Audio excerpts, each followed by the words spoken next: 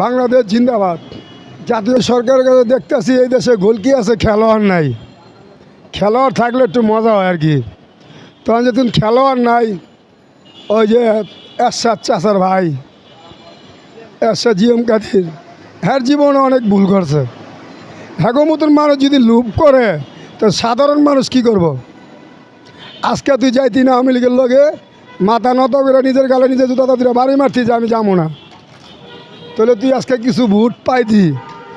এই বছরে না যেতে হলে পরের বছর যাইতে পারত।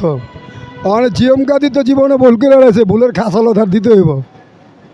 অনেক কী করবেন দেন, তারেক জিয়া একলা নির্বাচন করব, তারপরে এনে যদি ওই যারা মারা গেছে মোল্লা সাহেব, এই পাংখা, গোলাপ ফুল, তারপরে মশাল, কতগুলো দল আছে, সবাই যদি একতা যদি দেশ পরিচালনা করে, প্রত্যেকটা ইউনিয়নে যদি পরিচালনা করে, দেশ উন্নত হইবে আমি মনে করি। যদি সবারে মিললে যদি করে, তো দেশটা পরিচালনা যদি করে, দেশটা সুন্দর চলবো। আর ওই যে একটা কথাই বলছিলাম, পুলিশ যদি তার যোগ্যতা চাকরি পায় তো দিব, তো এই জায়গায় কোনো ঘুষ লাগে না। হ্যাঁ, যদি আজকে ঘুষ দেয় 10 লাখ টাকা ঢুকে রেইন কইরা, তো হ্যাঁ তো ঘুষ খাইবই। একটা সেনাবাহিনী যদি ঘুষ দেয় ঢুকে, তো অবশ্যই তো ঘুষ খাইবই, স্বাভাবিক। তো দেশ তো উন্নতির দিকে যাইব না। আপনি ঘুষ কেউ তো লইবেন না, আপনার থেকে ঘুষ লইব না, তাহলে সৌদির থেকে করা আইন হইবে দেশে। এটাই আমার কাছে আবদার, সেনাবাহিনীর প্রধান সবার কাছে আবদার, যে আপনার পেটের সন্তান ওই বাপের মধ্যে যদি শূন্যতা করেন তো সম্মান পাইবেন, নাহলে পাইবেন না। যে লোকে চাকরি করতে ঢুকুক, একটা সরকারি চাকরি করতে ঢুকুক, ঘুষ দিয়ে চাকরি করা একটা মহাভাব, তাহলে দেশে কোনো ভেদ বিচার থাকে না, আইন থাকে না।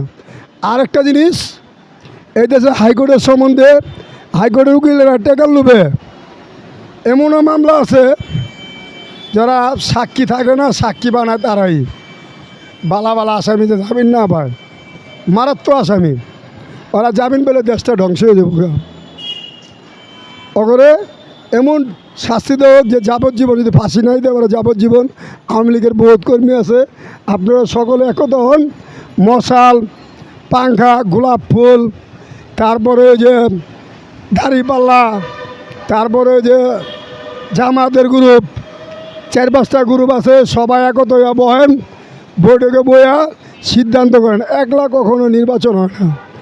মানুষ ছোটক বড়ক সবাই এক কবরে যাবো। যদি কবরে চিন্তা ভাবনা করেন, সবাই মিল্লা রাজনীতিটা করেন, মিল্লা দিলা ছাত্র ভাগ্নাকে কইতাছি, পিছের দিকে কে